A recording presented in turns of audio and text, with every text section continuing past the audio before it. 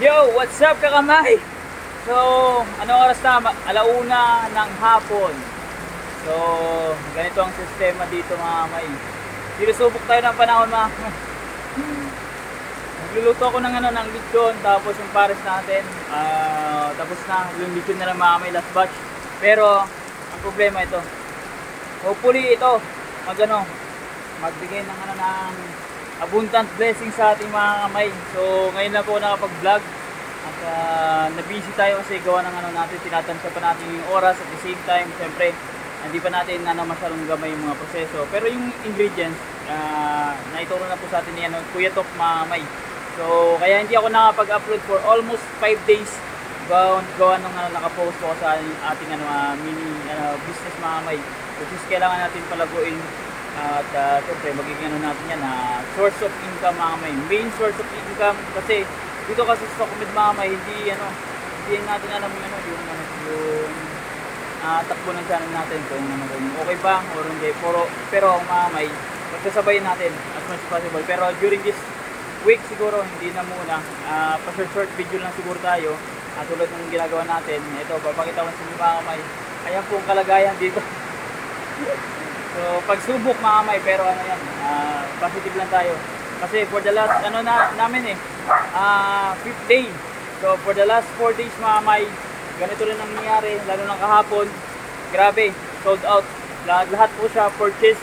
Wala pong kasi nung nakarang araw mga kamay, pinakyaw ni Paring Jordan Bulanting natin paninda.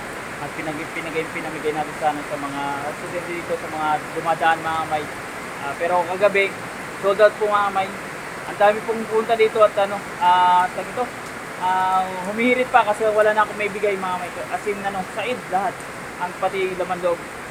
So kumbaga simut.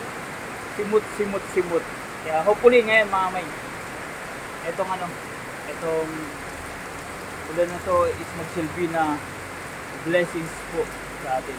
Para mas the more benta, the more customer, the more revenue makuha natin mga kamay. Kaya tiwala lang sa ating ginagawang business. Basta nandun yung dedikasyon, tsaka focus lang, hands-on lang tayo mga kamay.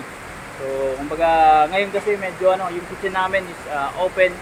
At yun, as much as possible namin, nililinis po namin yung area. Kumbaga sabi nga ni Tita Lena na clean as you go. Kung anong binatan nyo kumbaga malinis, pag alis nyo, malinis din. Tapos lalo na sa pag-prepare ng pagkain, kailangan malinis, lalo na sa mga kamay kasi gagamit tayo ng kamay, kailangan natin lagi maghugas. So anyways mga kamay, maghugas muna akong kamay.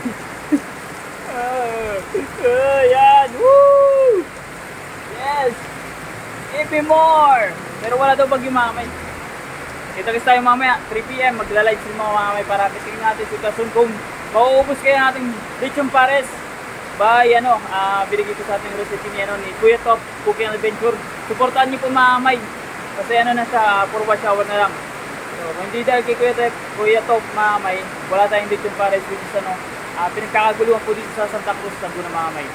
So kita-kits tayo later on 3 PM sa ating opening. Kahit naulan, rain, shine, mga kamay, bitin mo tayo. Kasi alas tapos na po natin ginagawa. Alright.